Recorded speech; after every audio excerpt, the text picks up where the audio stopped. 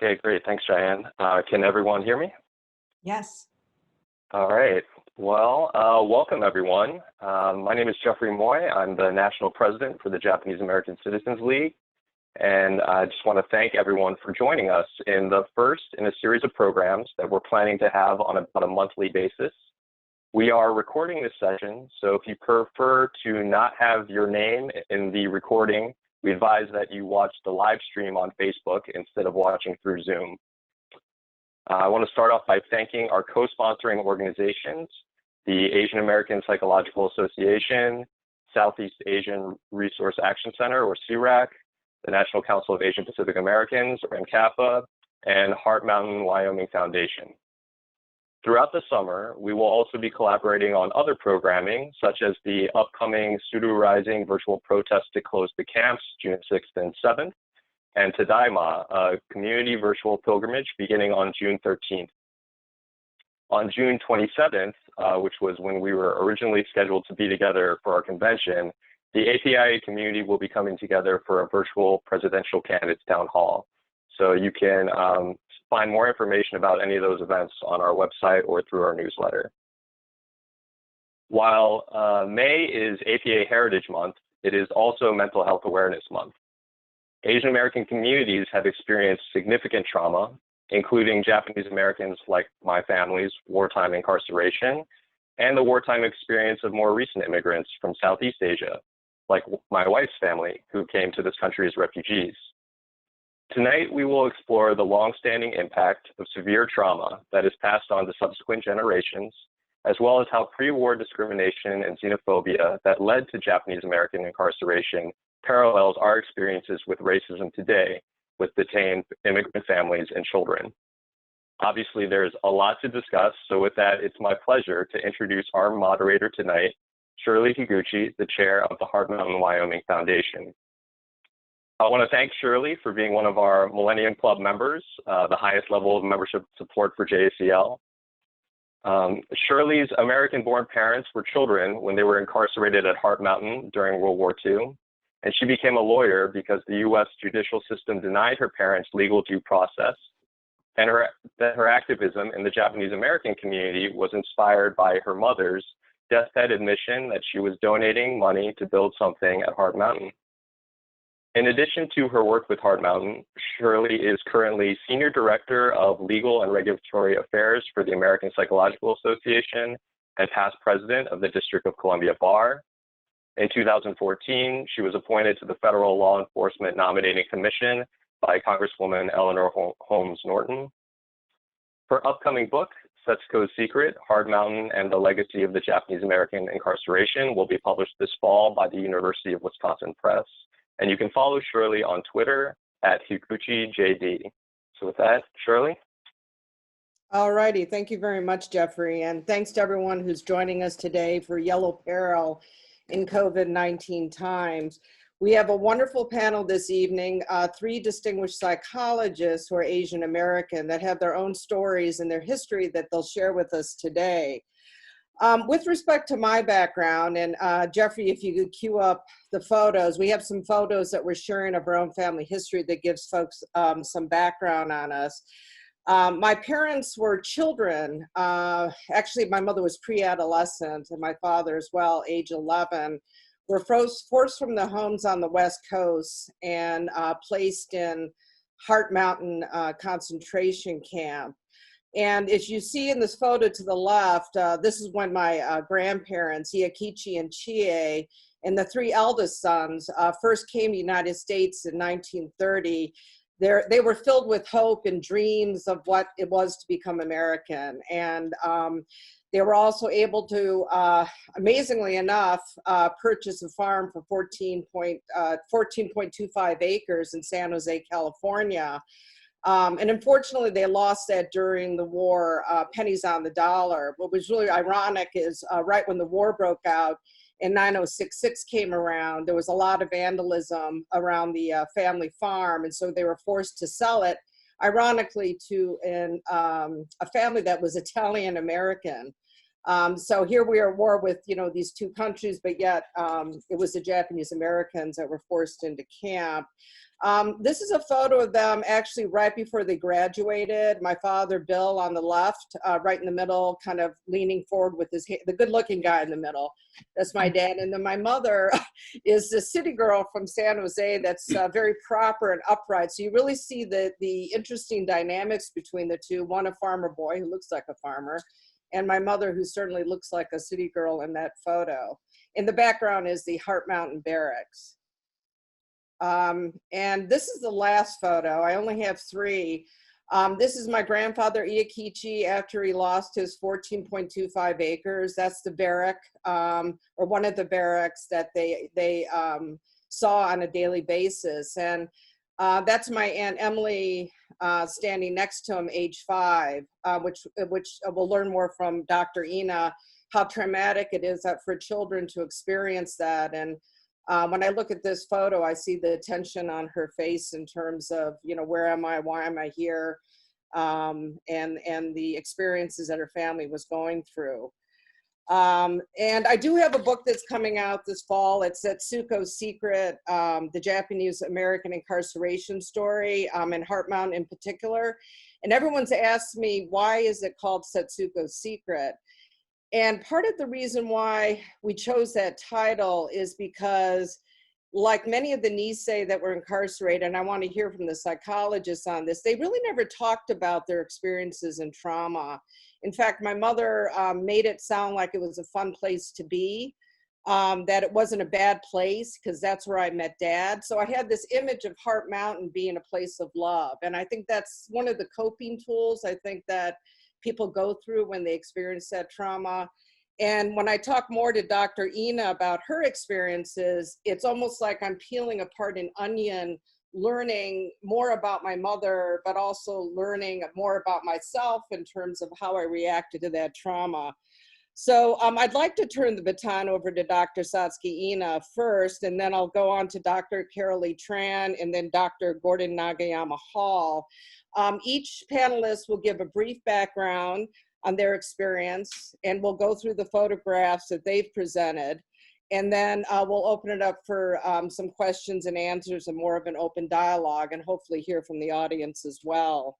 So Dr. Ina, who's been a very close collaborator with me and a good and dear friend and supporter of telling the Japanese American story, was born in a maximum security camp, Tule Lake, during World War II. And this is a photograph of Dr. Ina on the right, and her older brother and her mother in the camp. And as a psychologist, she's treated thousands of people with long-term mental health trauma. And she's had a private practice in San Francisco Bay Area, and quite a community leader, activist, and award-winning filmmaker and writer. One of the big pinnacles right now that she's really pushing is her organization, Suru for Solidarity, which has had a major impact nationally and internationally in terms of explaining what's happened to the Japanese American community in '42 and making it relevant to what's happening to children today in detention centers and family being cruelly deported and detained and having their families separated. And she's also has an innovative program, Healing Circles for Change, which we'll learn more about. And one of the experiences that I think all the psychologists will share with us is the importance of being able to tell your story, heal, and move forward. So Dr. Ina, I'd like to turn the discussion over to you. Thank you, Shirley, and thank you everybody for being here today. I want to just take 1 second because I noticed that Dr. Donna Nagata is observing, and just want to say that I've never met you in person, but you have been a light and an inspiration, and in many ways a mentor that has inspired my work. So thank you for being here today, and thank you for all of your wonderful, very early work. You know, the incarceration of Japanese Americans was so buried in euphemistic language and government efforts to distort the violation of human rights that it has taken us really decades to even think about the psychological impact of the incarceration. We never even used the term trauma to describe, what happened to us. And yet when you put the lens on the experience of people being torn from their homes, family separation, held during indefinite detention, suffering from the lack of food and coal to keep warm, quarantine from epidemics that raged through the prison camps repeatedly, being held in confinement with guns pointed towards the people who are being incarcerated.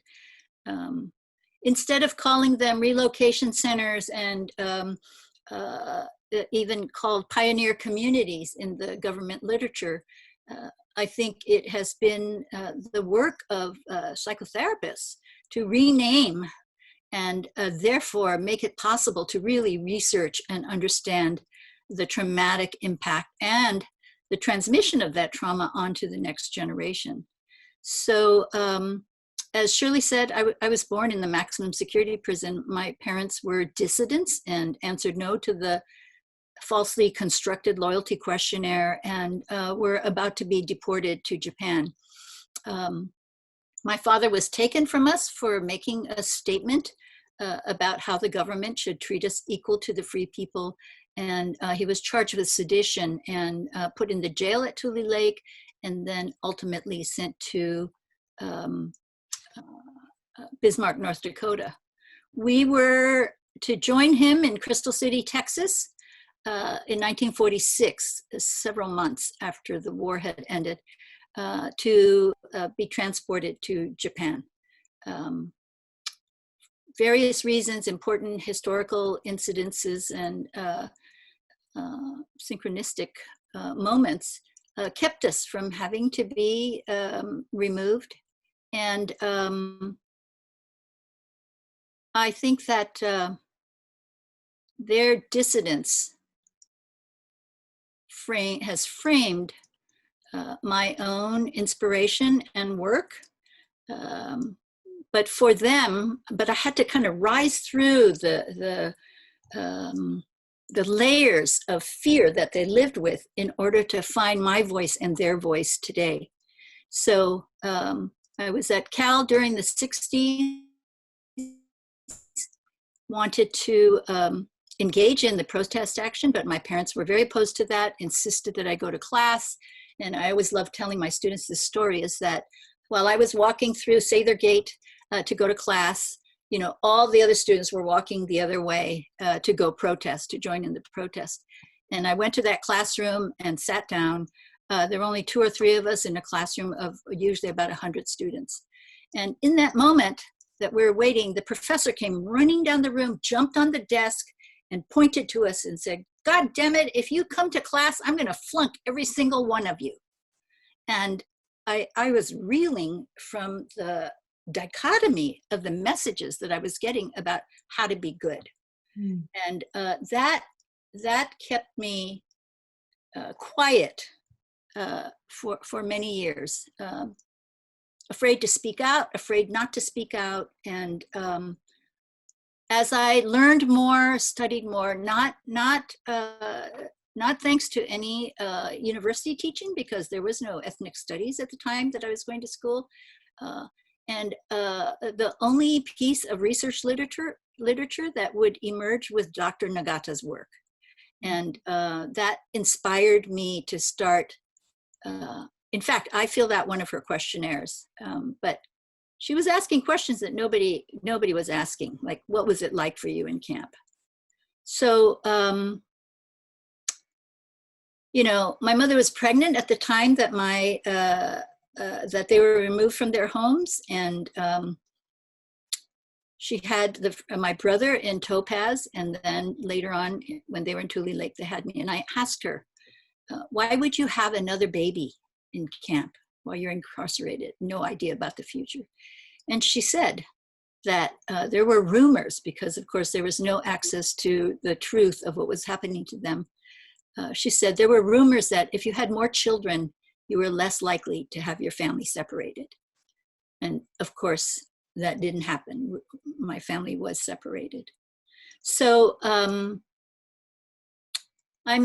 just turned 76 the other day and feel more fired up and inspired and pissed off and activated than I ever have been. I feel like it's taken layers of telling my story over and over again that has helped me find the strength, and then to encourage others to tell their stories, to find the strength. And in standing up for other people today, we are finding profound healing in our community. The voice we never had while we were being oppressed, now we can stand up for other people using our privilege of having been, we received an acknowledgement and a presidential apology, and somehow it has given us the entitlement and the obligation to speak out for other people who are being targeted. And so that's what Sudo for Solidarity has emerged to represent. So thank you. Thank you for this opportunity, and be happy to answer questions later. Thank you, Dr. Ina. And we do look forward to asking you questions about your background and your experiences. The next speaker is Dr. Cara Lee Tran, who's a professor at the University of California, Davis Medical School, Department of Psychiatry. And she is the first Vietnamese to become a psychologist in the United States. She and her family escaped the collapse of South Vietnam in 1975 and settled in Northern California. Her work is focused on trauma and draws parallelisms from her experiences as a refugee and a victim of sexual abuse. And this is her book, The Gifts of Adversity, Reflections of a Psychologist, Refugee and Survivor. So I had a chance to read this during the last week. It was recommended by my good friends at the, that I work with who are psychologists. And I think what's really important about this book is that it really shows how your own experiences and your own adversities can turn you into somebody who's empowered to help others. So thank you very much, Dr. Tran, for being here today. And this is Dr. Tran's family here, but let me just quickly go, I'm sorry, I'll go through the photos. This is a photograph of the 4 generations of Dr. Tran's family, her grandmother, great-grandmother, and her mother and herself with her sisters. And I think that's the last photo. So I'll turn it over to you, Dr. Tran. Thank you, Shirley. And thank you, everybody, for being here. It's great to be with you. I'd like to begin by telling you a story of something that happened 45 years ago. On April 29th, 1975, I was 8 years old and was in a deep sleep when I heard my grandfather yell, get up, it's time to go. Don't turn on the lights." Still groggy from sleep, I rolled out of bed and tried to look for my shoes in the dark, but I couldn't find them. So I ran into the streets with my bare feet along with the stampede of people. My heart raced and sweat trickled down my back as my family and I fled for our lives. Beneath my feet, I felt the blacktop, the gravel, and then sand as we neared the beach. This escape, the first one, was cut short when soldiers with machine guns ordered us to go home. We did as we were told. Right when we got home, I fell right back to sleep. The following morning, I woke to the news that the communists had taken over South Vietnam. My family and I immediately left on foot again for our second escape. This time I had my shoes on. Once we got to the pier, my mom held out a huge sack of money and offered it to the various fishermen, pleading with them to take us out to sea. Out there was a huge American ship waiting to pick up refugees and take them out of Vietnam. But none of the fishermen wanted to take us out. By 5 p.m., my mom grew desperate. She started crying and got down on her knees to beg. Finally, one man had mercy on us and agreed to take us out to the great big ship. It took a lot to get onto the ship. I had to hop in and out of many small boats and eventually made it onto a scow that was connected to the ship. Once I jumped onto the scow, I was buried at the bottom and was trampled on by people who were frantically trying to get on board. Just as I was about to pass out, a male stranger picked me up and carried me on board. Within minutes of getting on board, I heard the ship's horn blowing. At first, I didn't know what this meant. Then I felt the ship moving, and it began to leave. At this point, I was by myself. I looked down from the edge of the ship and saw that my younger sister, Betty, my grandparents and aunts were stuck below on a small ship. It was a tiny little fishing boat, and as the ship left, I got further and further away from them. At this point, people started crying and screaming. It was the loudest orchestra of human suffering I had ever heard in my life. I was alone without my family, terrified, and wondered where this ship was taking me. To make a very long story short, I did eventually reunite with my family. For 1 year, we stayed in multiple refugee camps and eventually relocated in Lafayette, California, where our sponsors had lived. They allowed me and my family of 7 to live in their 1-bedroom guest house. Lafayette at the time was a very affluent community and was predominantly white. But our adjustment to America was not easy. We had to learn a new language, and my parents had to work really hard. My father, who was a major in the Vietnamese army, took a job as a janitor. He was spat on and called racial slurs by customers at his job.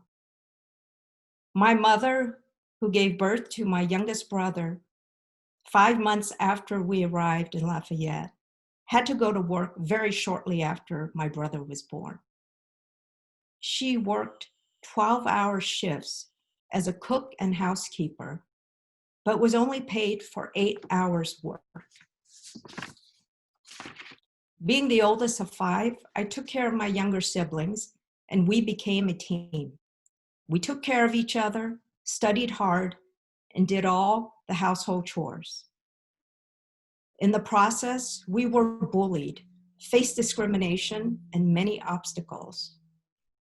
But through it all, we managed to succeed, thrived, and were able to realize the American dream. In my memoir, The Gifts of Adversity, I discuss how these adversities shaped me as a person and inspired me to become a psychologist. As a trauma therapist, I'm deeply humbled and amazed by clients' examples of resilience. They have taught me that tremendous healing and transformation can happen when we can find the courage to talk about our traumatic experiences in a safe place and in the presence of a compassionate and capable therapist. This person bears witness to what happened to us and becomes our ally on our journey of healing. This helps us to make meaning of what happened to us and cultivates our capacity to live a rich and meaningful life. I've been fortunate to experience this both as a therapist and a patient. It is always a great honor to accompany clients on their journeys of healing. Each journey is sacred, moving, and powerful. My experiences as a trauma survivor and psychologist have also made me into an activist. When Trump began his campaign by denigrating our Mexican brothers and sisters, I was mad. But when he separated the migrant children from their parents, I became furious. I decided that I needed to do something, and I felt a deep responsibility to speak out. I gave many talks, did interviews with radio stations, newspapers, magazines, and frankly, anyone who was willing to give me a platform. I used these opportunities to condemn Trump and his administration for their inhumane treatment of migrants and their children and the families.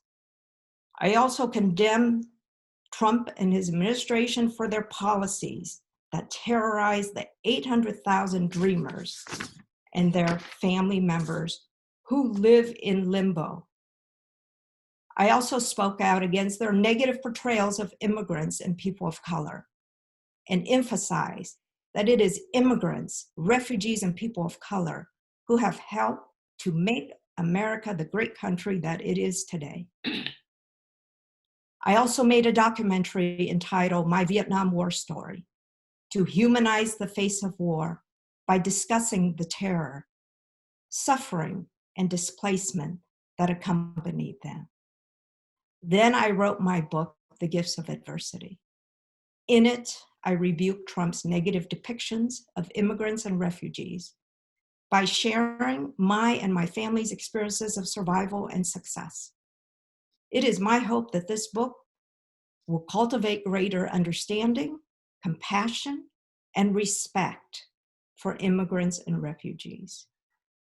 And in this book, I reveal for the first time being sexually abused by a priest for 7 years.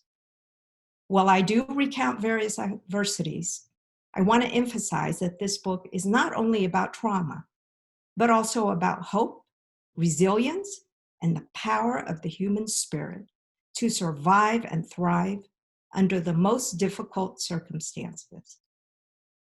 I believe at the end of the day, it is our humanity, our activism, and our basic acts of kindness towards one another that can be the most powerful medicine to heal our deepest wounds and to make our world a better place. And that's why I'm here today. I am here to do my part. Thank you. Thank you, Dr. Tran, for that emotional and very impactful statement. And we look forward to hearing more from you. The next speaker who will give some background is Dr. Nagayama Hall, and he is the son of a Japanese American mother who was incarcerated at Poston, Arizona during World War II. And this is a photo of Dr. Nagayama Hall's mother and her siblings before the war. The interesting part of his background is that his father was Caucasian, and he was from Washington State, and he had actually visited Heart Mountain while my parents were there as children to visit his Japanese American friends in camp.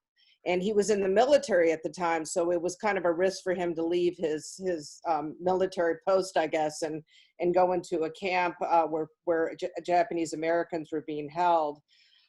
He's a professor of psychology at the University of Oregon, and his interests are in Asian American physical and mental health.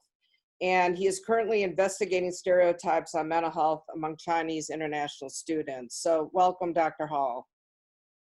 Thank you, and it's an honor to be on this panel. And thank you for those in the audience who have joined us. So as Shirley had said, my mother was interned at Poston, and our family story was somewhat similar to Shirley's. My grandfather came from Japan in 1908 to California. They had a farm. Their farmland was taken, and you saw that picture of my mother and her siblings just before the war. And these pictures show who was in the camp. These were children and elderly people, and my uncle, who was the oldest sibling in that photo, was in the 442nd in the U.S. Army in Europe. So while he's fighting for the U.S. Army in Europe, my mother and her siblings were in this camp in Poston, Arizona. And she was 20 years old when she was in the camp. She was in nursing training at Fresno State University, and so served as a nurse in the camp. And I think because she was a young adult at that time, her perspective was different than people who were younger than she was. So she saw the injustice of the camps, and she taught me and my sister about this injustice. And I had a very early appreciation of civil rights and my identity as a Japanese American. And this was something that I wanted to do something about. So when I was in school, of course, Japanese American concentration camps weren't in the curriculum. So if they were brought up in class, it's because I brought it up. And then I went to the University of Washington. And as Dr. Ina said, at that time, there wasn't an Asian American psychology, or there wasn't an opportunity to study Japanese Americans or trauma from camps. But at the University of Washington, there was a professor, Stanley Sue, who's known as the founder of Asian American psychology. And a good friend of mine in college, John Okamoto, was working in Stanley Sue's lab in psychology. And John wanted me to come to Dr. Sue's lab meeting because he was pretty excited about it. So Dr. Sue addressed the group, and he said, we're going to try to study Asian Americans in Seattle. And he said, I have an ingenious way how to do this. So we're going to look to the Seattle phone book and look for anybody whose name ends in a vowel or sounds Asian. We're going to call them up and ask them to participate in this research. And I'm thinking, wow, this is a lot of work, and you're going to have some mistakes. So someone named Lee may or may not be Asian. And on top of that, the people that will have to do the work are these undergraduate research assistants such as me. So I decided not to do that. But at that time, Dr. Sue was founding Asian American psychology. And it took me about 20 years from that time to focus on Asian American psychology myself. And so I began to focus on mental health issues in Asian Americans. And I credit my experiences with my mother and learning about civil rights and social justice to my career trajectory.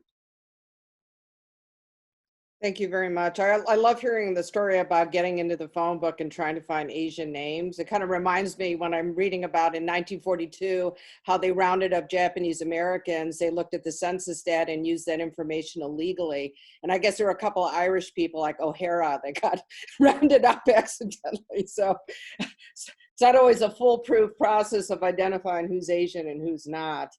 But I'd like to now address the first question to Dr. Ina about the whole concept of intergenerational trauma and what it really means to families that had parents and grandparents that were incarcerated who never really talked about it. So the impact not only on the Nisei, but also on the Sansei, which would be my generation, and then, my children's generation. Sure.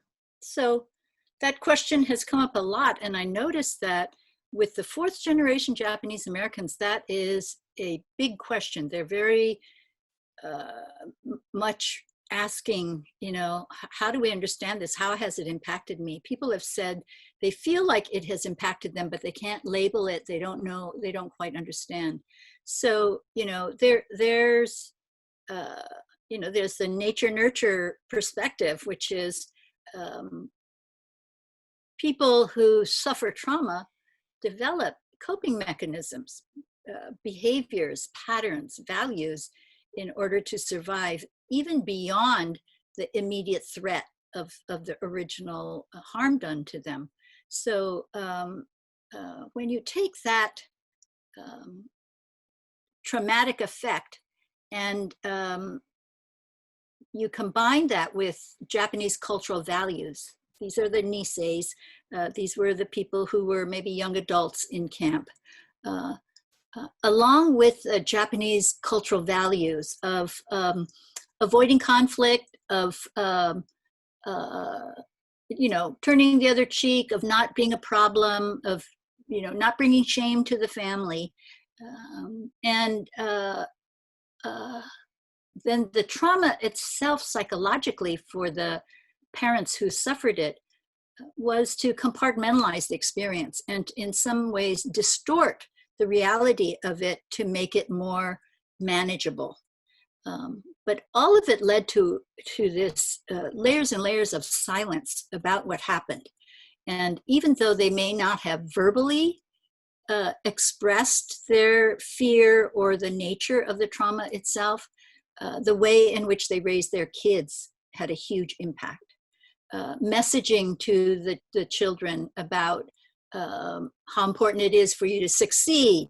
Now that sounds like an innocuous message from a parent, but in my family, it was woven with so much anxiety. It was like, we don't want you to just be successful. It's like, you have to be successful.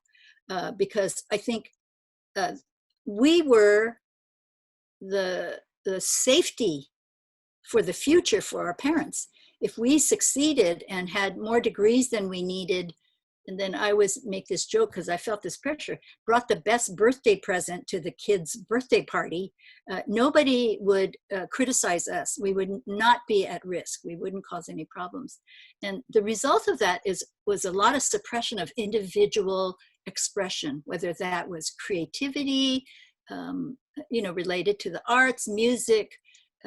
In my generation, there are only a handful of people who stepped outside of that safety net of being a dentist, a doctor, a teacher, kind of edgy if you're a psychologist, but if you got a university degree, if you got a PhD, that was okay. It didn't matter if your parents understood what the heck you were doing. But it led to this suppression, which then I think leads to the next generation. Now we don't have words or we don't have the direct experience, but we have this sense of anxiety, this anxiety that we're never quite safe.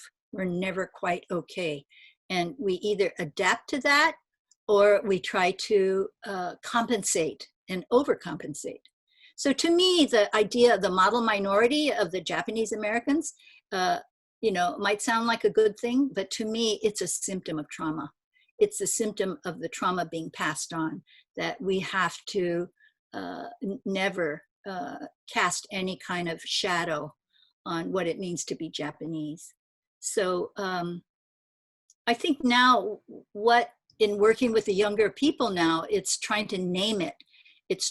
They're wanting to hear stories, but I feel like what they're really looking for is, what am I doing, or what do I believe, or how am I responding?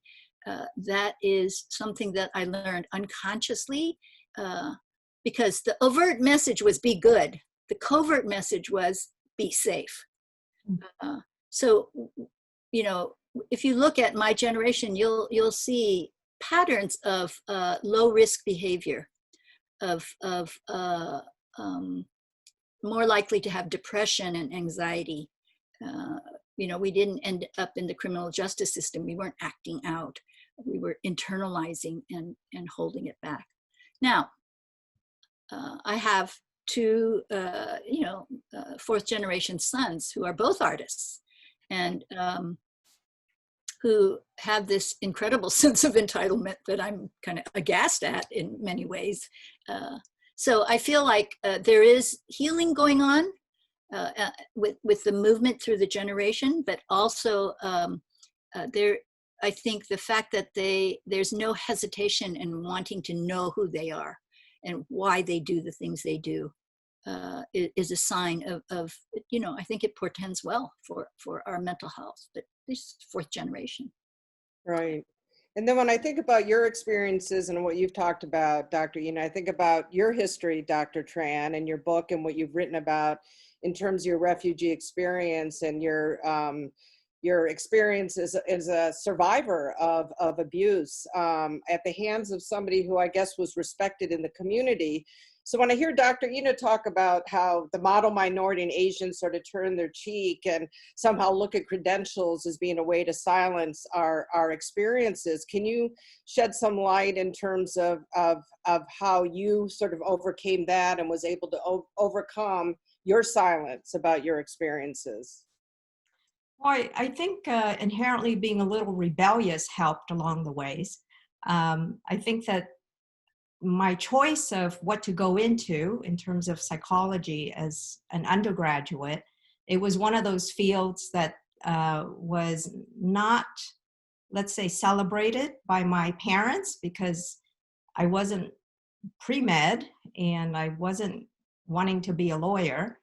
And so so when I said I was majoring in psychology, they said, "What is that?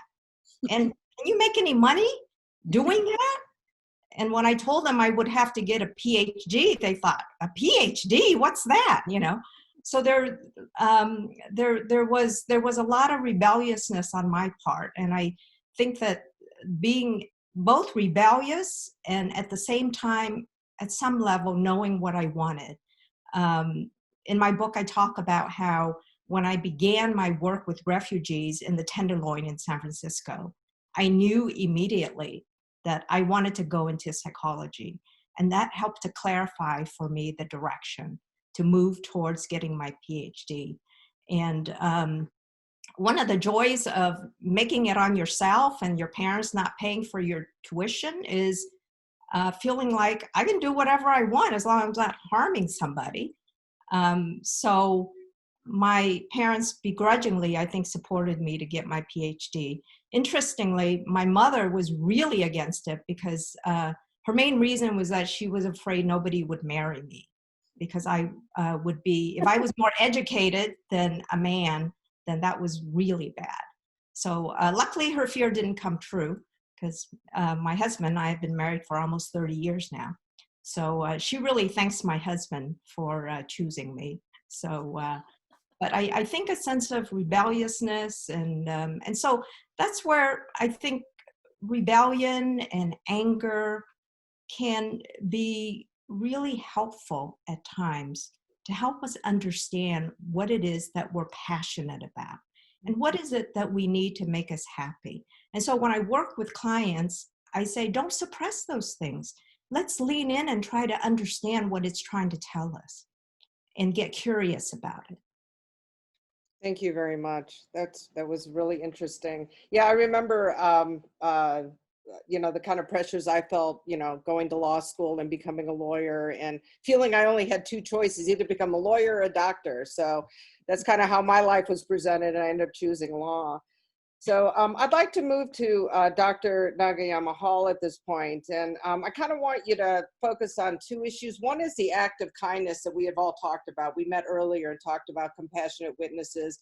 And I kind of saw your father as being somebody that identified with a community that was being persecuted, being a Caucasian. And I want to get a sense of how that impacted you as his son, knowing that your mother had suffered behind barbed wire.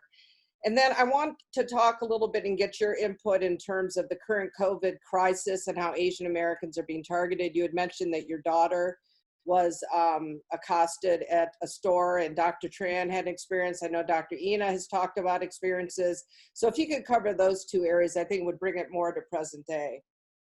Sure. So my father was in the Navy during World War II, and he had grown up in Tacoma, Washington.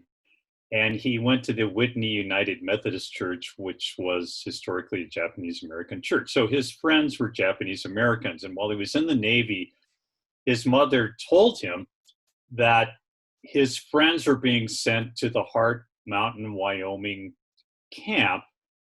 And so he had 2 leaves from the Navy. And so what he told the Navy is that he was going to visit his grandmother in Pennsylvania. And he actually did have a grandmother in Pennsylvania.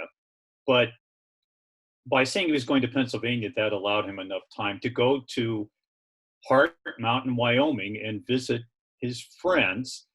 And he went twice. And there's actually a record in the camp newspaper that we found that documented his visit, and he stayed in the camp. He was in the Navy and stayed in the camp, and he took some risks in being there. And he did it because these were his friends. He wasn't trying to be noble or publicize what he did. He just did this because these people were his friends. And later, when after the war, he was living in Seattle, and the Elks Club wanted him to join. Well, he knew that the Elks Club wouldn't allow Japanese Americans to join.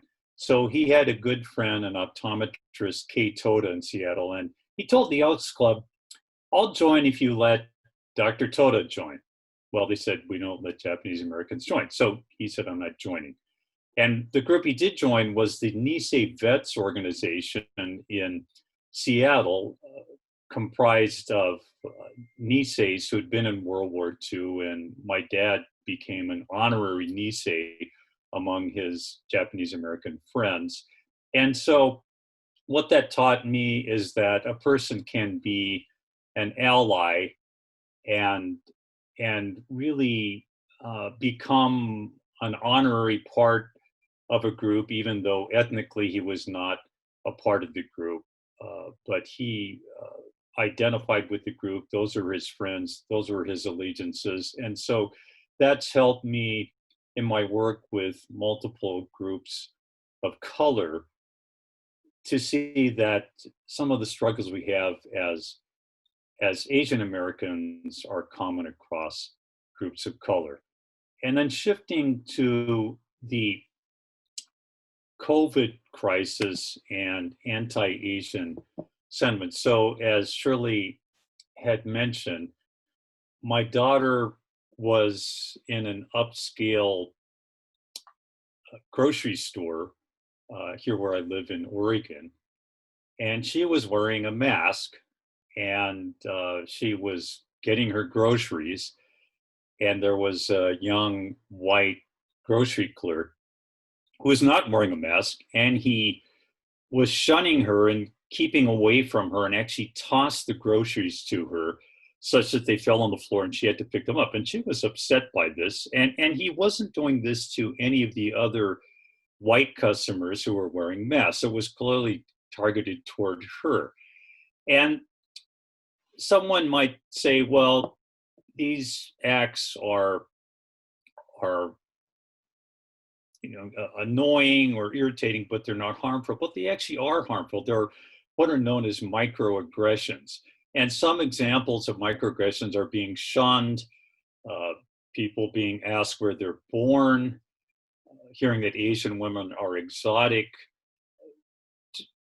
just acts that exclude people from feeling like they belong.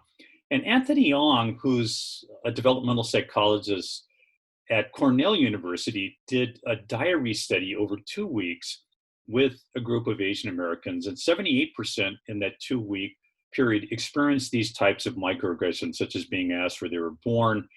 This is prior to the COVID crisis, so they weren't being shunned because of masks and so forth, but these kind of experiences of microaggressions where they were treated as if they didn't belong. And after experiencing these microaggressions, the participants experienced pain, poor appetite, respiratory problems. They felt angry, irritated, sad, disgusted.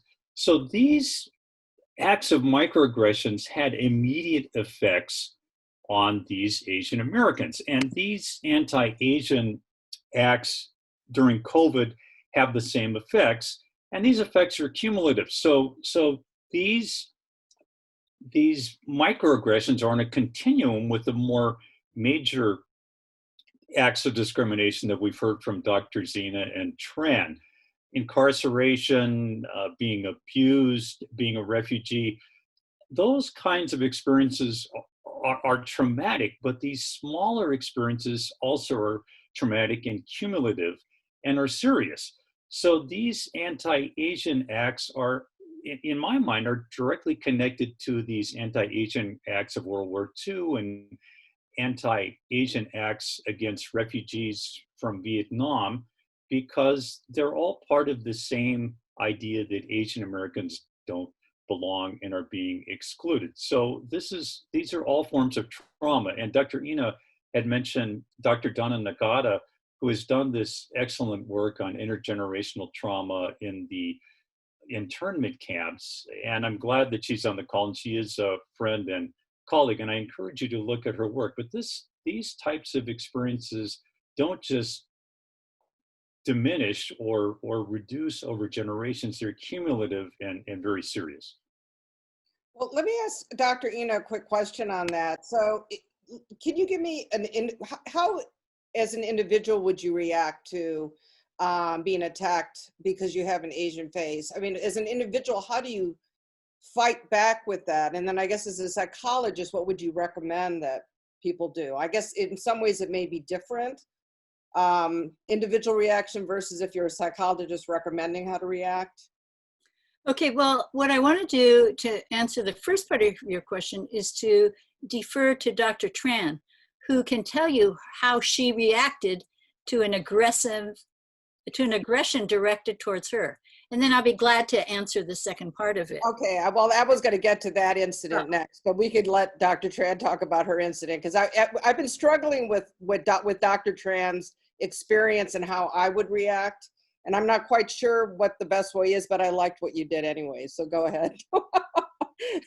So about 4 weeks ago, I was at Costco, had a mask on, was going down one of the aisles, and there was an older white man who came up to me like 10 feet away. And he said to me, "You disgusting animal-eating Asian woman, you need to go back to where you came from." And so I said to him, "Shut the F up and get the hell out of my face, or else I'm going to call the manager." So in the moment, that's what I came out. And that was, I'm sick of it, because that's the third incident within the last 3 years that I've had. So I want to say that I have been in the US 45 years. And since Trump became president, I've had 3 incidents of vicious attacks towards me verbally. And one of them involved my daughter standing right next to me. And she thought that the man was going to kill me. The second incident was in New York, where my daughter witnessed it. But anyway, let's go back to Costco. And so that's what I did in the moment, because I'm sick and tired of these people feeling entitled to tell us where to go and to treat us like that. Now, Dr. Ina, you tell people what they should do. They should do exactly what you did. You know, because of all the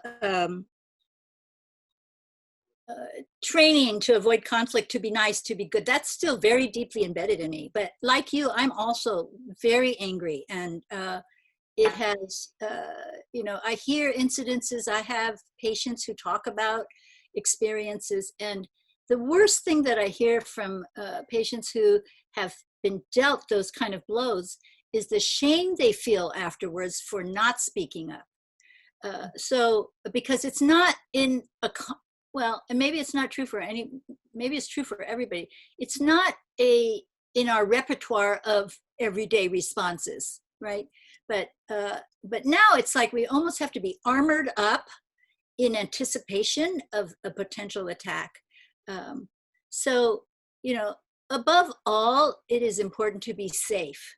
You are in a public setting. It's likely that other people would have been there to witness, if not to help you. But I think turning the other cheek and walking away when your life may be endangered, it is important to make yourself safe as a priority, so that then you can file your complaints and do the other things afterwards. But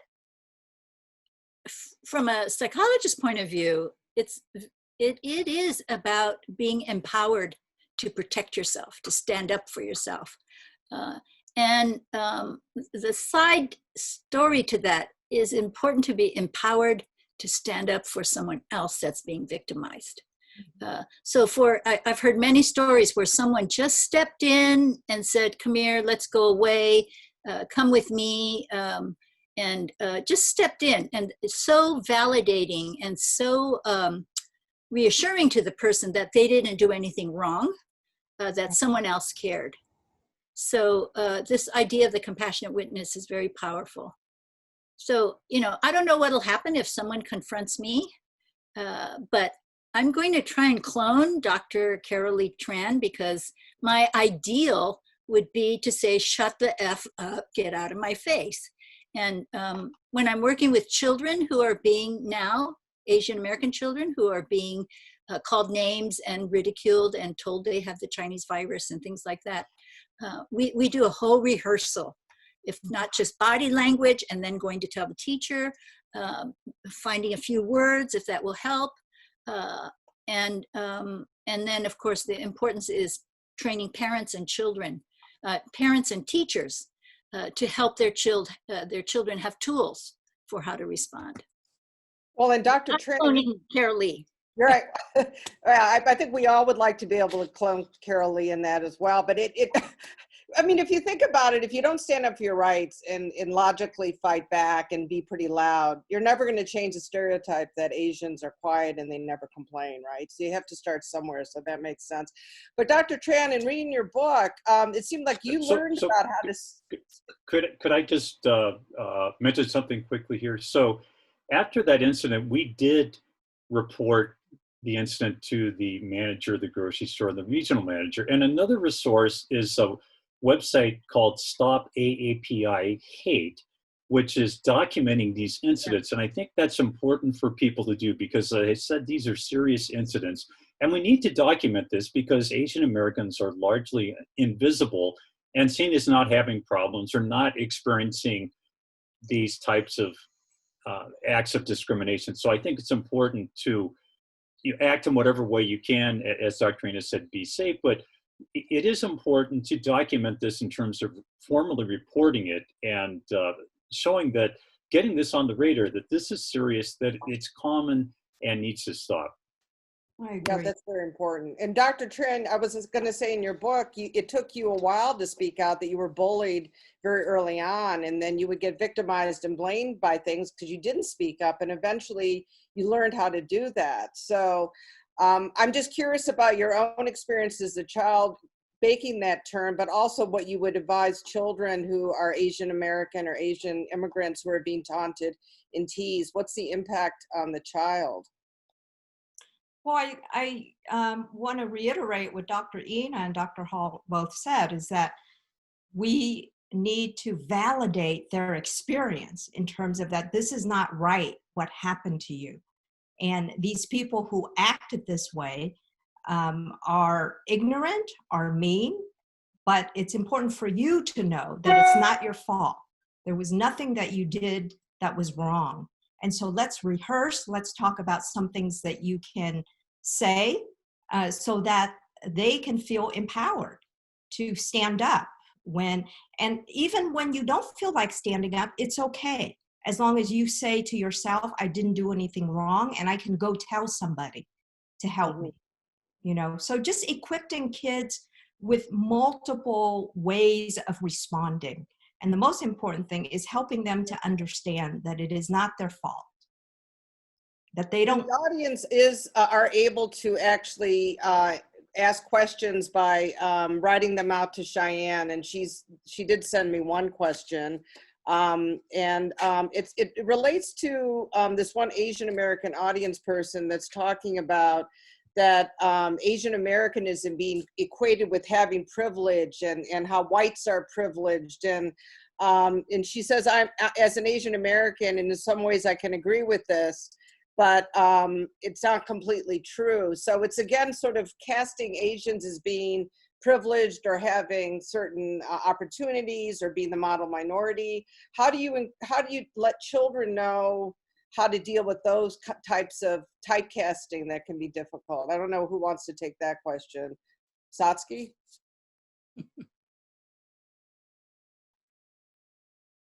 I'm not sure how to answer that because I'm not sure exactly that the children would get that kind of message necessarily. And just like in the white community, there are very privileged white people and there are very underprivileged white people. It's the same continuum, maybe not as high or as low as other communities, but the idea of being privileged is something we need to pay attention to. And those of us who do have privilege need to be conscious of it so that we're using it to the benefit of ourselves and our community, not using it as a harmful weapon against other groups of people. You know, I think it's important to have privilege so that you can be respectfully helpful to another community of people. The privilege to be a compassionate witness because I'm not being the target. So I think that message can be conveyed to children. I'm not sure how they would get the message that they are privileged and therefore they are wrong somehow, but that certainly could happen. I think that for children, it's also important. I mean, I don't know how they would understand their privilege, but to say all types of people of all colors are diverse. And so that we teach them about the diversity within any race, within any ethnicity. But I find that it's actually easier to talk to kids about that stuff than adults. And I feel like it's actually the adults that need to have and learn about privilege, because it's relatively a new concept. There are a lot of people who are educated and still don't understand that concept. And for some people, it is a loaded term. So I think that we need to have conversations about privilege as a society, not just with children.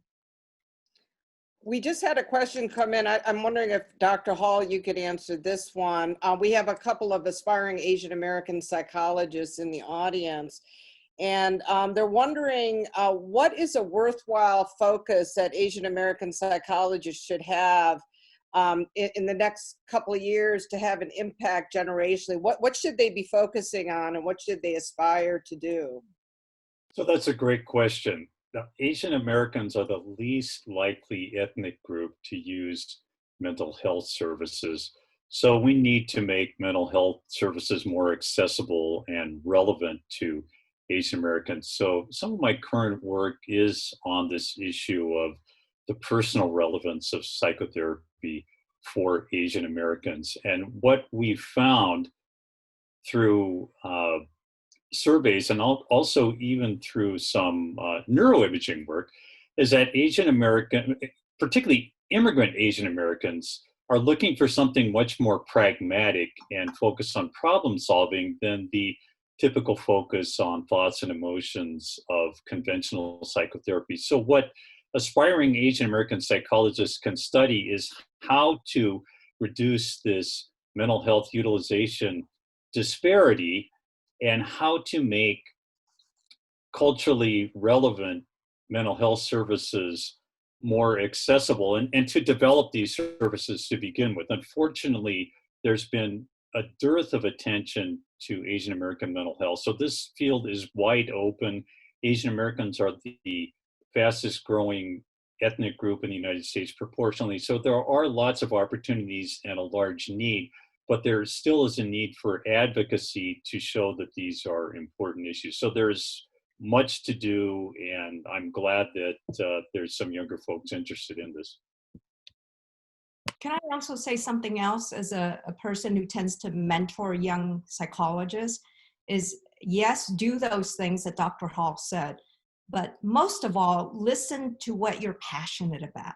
What gives you joy, what gives you passion, and let that guide you in terms of what you go into. Don't go into it just because somebody said you should, but make sure that it is something that you're interested in. Right.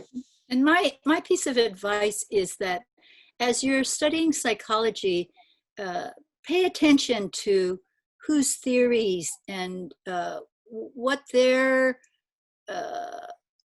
cultural and ethnic orientation is, so that you're not taking in a perspective of mental health and mental illness from a dominant majority perspective, because that's what a lot of the education is. So to be able to think creatively, I would like to see more Asian Americans doing theory work about the impact of culture and historic origin and those kinds of things. I grew up thinking, actually thinking that Carl Rogers was had the answer to everything, which was to do nothing. I have another question that's come up, and I know, Satsuki, you're familiar with this. This is a recent event that happened in the last couple of months when presidential candidate Andrew Yang had made some troubling comments that the way to combat racism during COVID-19 is to be more patriotic. And I know it really kind of hit a raw nerve with a lot of the Japanese Americans, especially the ones that really resisted the incarceration experience.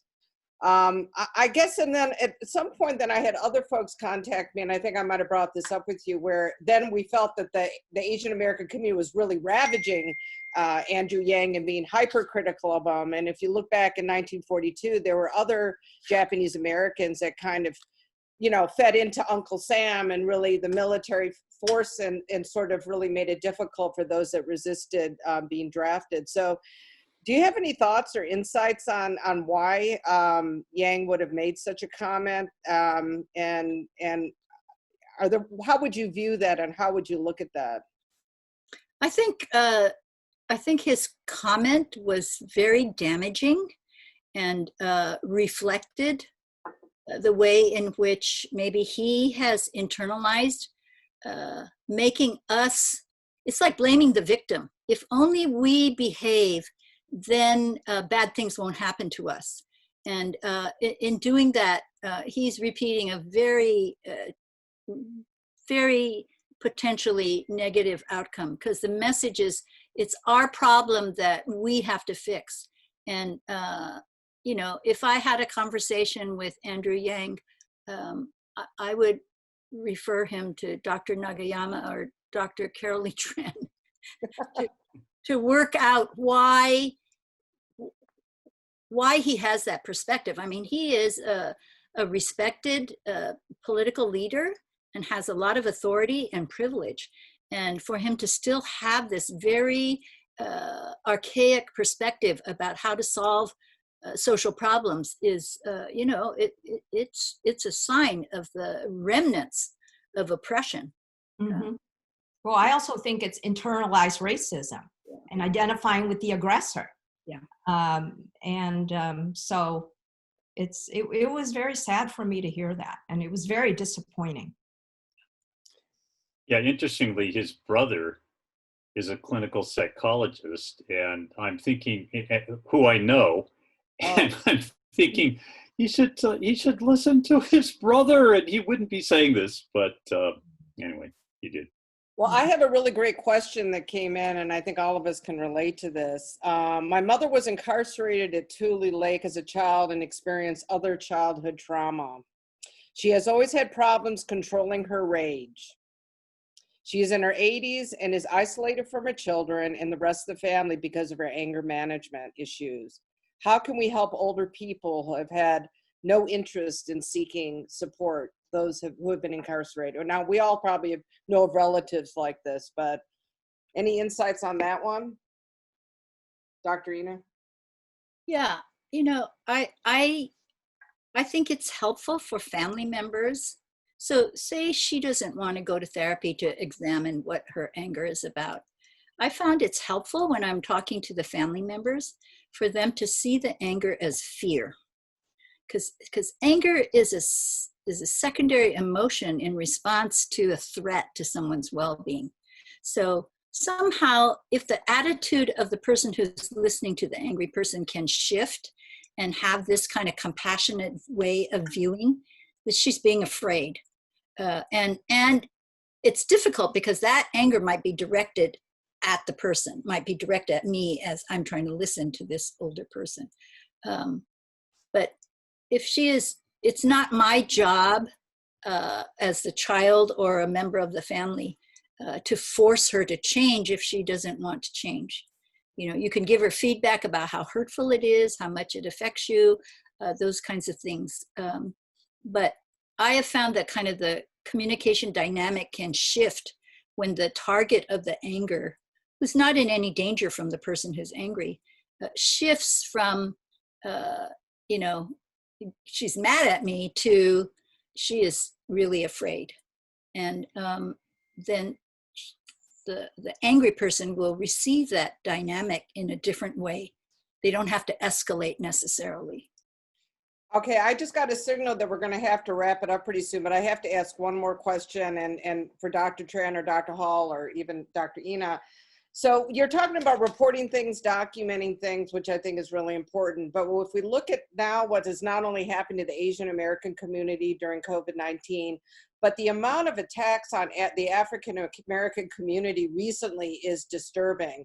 So if we report something to the police, now there's a distrust with authority when you have police officers beating up and killing a man that's under custody, or even the attacks that happened in Georgia. So what do you think is actually happening here? And what would you advise our community or counsel our community in terms of how to combat this? So Dr. Hall, can you start it off on, because I've just find these recent developments very troubling.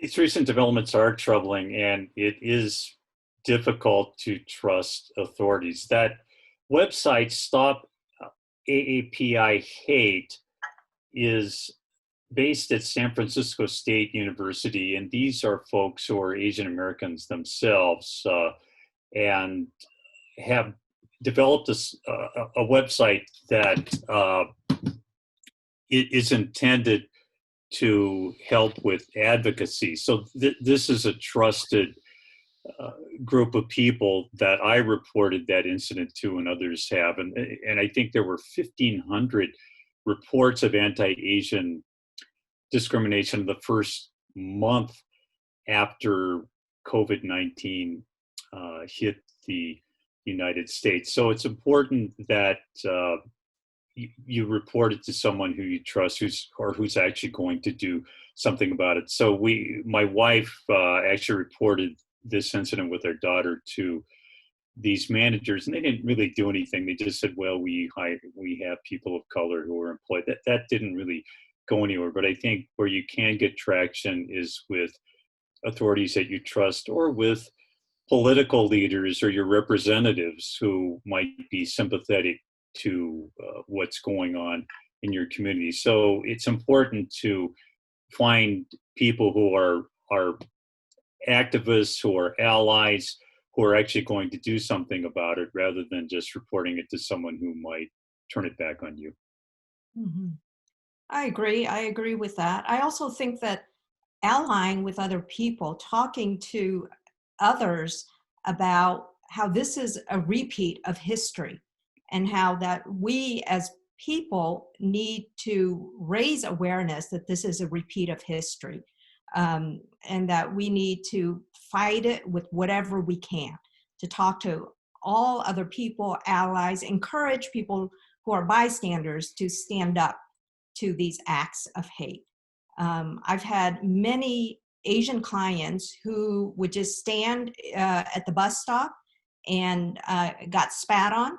And, so it's an epidemic, but this is not new. This is a repeat of history, and that we've got to keep fighting every single generation, every single decade, to shine a light on it and fight it. I'd like to just quickly say too, is that Asian American communities have historically often been very anti-Black themselves. And there are a lot of historical reasons for that. And this is a time where Asian Americans need to stand in solidarity with Black people because, need to stand in solidarity with Black people because if they're a target, we're a target. We're a target, they are. And that means that we use all of our resources, social media, pressure on the police, pressure on legislators.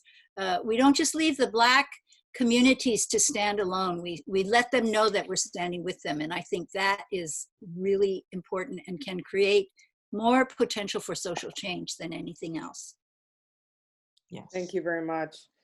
I think we're wrapping it up now. I think David Inouye, the executive director of JACL, will be joining us to give some parting words. But also I was reminded that we will have resources available that will be posted on JACL and the sponsors' websites that the presenters have provided us.